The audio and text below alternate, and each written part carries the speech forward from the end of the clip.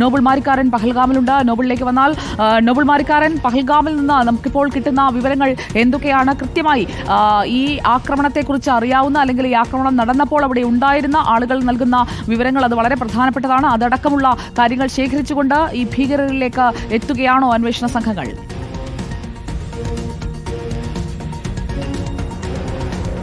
ഭീകരരുമായി ബന്ധപ്പെട്ട വിശദാംശങ്ങളിലേക്ക് എത്തുകയാണ് അന്വേഷണ സംഘം എന്ന് വേണം നമുക്ക് മനസ്സിലാക്കാൻ. അതിന്റെ ഭാഗമായാണ് ഇന്നിപ്പോൾ 2 ഭീകരരുമായി ബന്ധപ്പെട്ട ആളുകളെ കസ്റ്റഡിയിൽ എടുക്കുകയും ചെയ്തിരിക്കുന്നത്. പ്രധാനമായും കേന്ദ്രീകരിച്ച്, അതായത് പഹൽഗാം കേന്ദ്രീകരിച്ചുള്ള അന്വേഷണത്തിനൊപ്പം തന്നെ ഈ മറ്റു മലനിരകൾ കേന്ദ്രീകരിച്ചും അന്വേഷണം നടക്കുന്നുണ്ട്. കാരണം പ്രാദേശിക സഹായം ഇതിനോടകം തന്നെ ഇവർ കിട്ടിയെന്ന് ഈ തകർത്ത വീടുകളുടെ ഉടമസ്ഥർ, അതോടൊപ്പം തന്നെ ഇതുമായി ബന്ധപ്പെട്ട ഭീകരവാദികളുടെ പേരുകളൊക്കെ പുറത്തേക്ക് വന്നപ്പോൾ നമുക്ക് വ്യക്തമായതാണ്. ആ പശ്ചാത്തലത്തിൽ കൃത്യമായ പ്രാദേശിക സഹായം എവിടെ നിന്നൊക്കെ പോയിട്ടുണ്ട് എന്നടക്കമുള്ള കാര്യങ്ങളാണ് ഇപ്പോൾ പരിശോധിച്ചുകൊണ്ടിരിക്കുന്നത്. അതിന്റെ ഭാഗമായുള്ള നിരന്തരമായ ചോദ്യം ചെയ്യൽ വിവിധ കേന്ദ്രങ്ങളിൽ, വിവിധ രഹസ്യ കേന്ദ്രങ്ങളിൽ നടക്കുന്നു എന്നാണ് അറിയാനും കഴിയുന്നത്.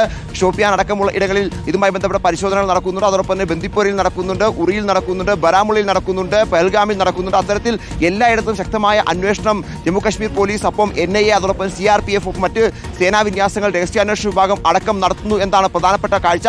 എന്താണെങ്കിലും നിലവിലത്തെ സാഹചര്യത്തിൽ വീടുകൾ തകർക്കുന്നതിലൂടെ കൃത്യമായ സന്ദേശം നൽകുകയാണ്. പ്രാദേശിക ഭീകരവാദം അത് ഒരു തരത്തിലും അംഗീകരിക്കാൻ കഴിയില്ല. കാരണം പ്രാദേശിക ഭീകരവാദം നടത്തുക മാത്രമല്ല, പാകിസ്ഥാനിൽ നിന്ന് നുഴഞ്ഞു കയറുന്നവർക്ക് ഇവിടെ എല്ലാ സഹായവും നൽകുന്നു. ഇവിടെ വേണ്ട എല്ലാ തരത്തിലുമുള്ള പ്രവർത്തനങ്ങൾക്ക് അവർക്ക് വേണ്ട ഗൈഡൻസ് നൽകുന്നു. പലരും ഇന്ത്യയിൽ നിന്ന് അവിടെ പോയി, പാകിസ്ഥാനിൽ പോയി ഭീകര പരിശീലനം നേടി തിരിച്ചു വന്നിട്ടാണ് ഈ പ്രവർത്തികൾ നടത്തുന്നത് അടക്കമുള്ള കാര്യം അതീവ ഗൗരവത്തോടെ കേന്ദ്ര സർക്കാർ, സുരക്ഷാ സേന, ജമ്മു കാശ്മീർ ഭരണകൂടം, പ്രാദേശിക ഭരണകൂടം എല്ലാം കാണുന്നു.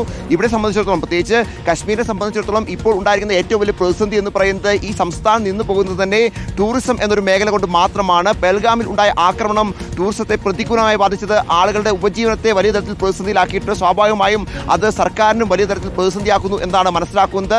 വലിയ ജനവികാരം കഴിഞ്ഞ ദിവസങ്ങളൊക്കെ നമ്മൾ കണ്ടതാണ്. തെരുവിൽ ഈ ഭീകരവാദ പ്രവർത്തനത്തിനും ഒപ്പം ഈ ആക്രമണത്തിനും എതിരെ ജനങ്ങൾ തെരുവിൽ ഇറങ്ങി പ്രതിഷേധിക്കുന്ന നമ്മൾ കണ്ടതാണ്. സ്വാഭാവികമായും ആ പശ്ചാത്തലത്തിൽ ഭീകരർക്ക് അനുകൂലമായ നിലപാടുകൾ സ്വീകരിക്കുന്നവർക്ക് നടപടിയെടുക്കുക. അത് മാത്രമല്ല, ജനം ഇത്രയധികം ഭീകരർക്ക് എതിരായ പശ്ചാത്തലത്തിൽ കൃത്യമായ ഇൻപുട്ടുകൾ വിവിധ ഭാഗങ്ങളിൽ നിന്ന്